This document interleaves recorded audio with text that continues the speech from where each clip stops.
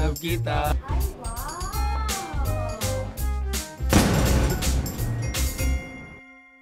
Wow! Anong ulam?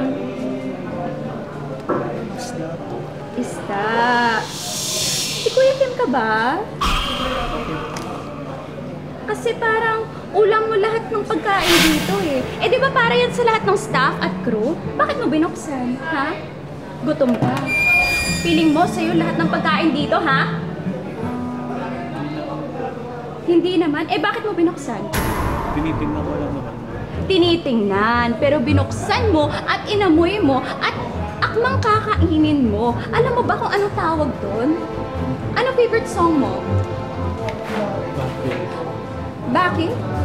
Akala ko kasi kunin mo lahat sa akin kasi parang kinuha mo na lahat para sa'yo. Ha, next time, yung mga tao dito ay nakatingin sa'yo kasi para sa kanila yung food. Kumuha ka ng isa, just one. One only, not all. Sa'yo na nga yan lahat. Ang damot naman neto.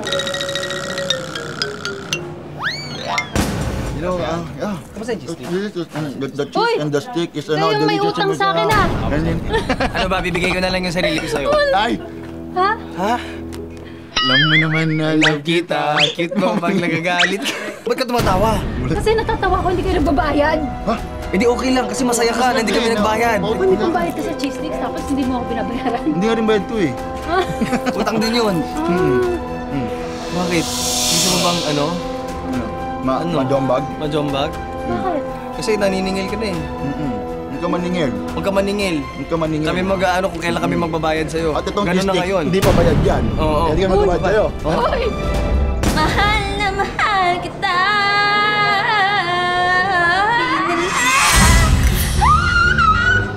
Dahil mahal Pwede ba? Baka kaya kanyang iniwan kasi yung boses mo parang makakabasag ka na ng glass door. Girl! Kita mo ba kanina nung dumating ako dito maaraw pa, ngayon makulimlim na. Pwede ba?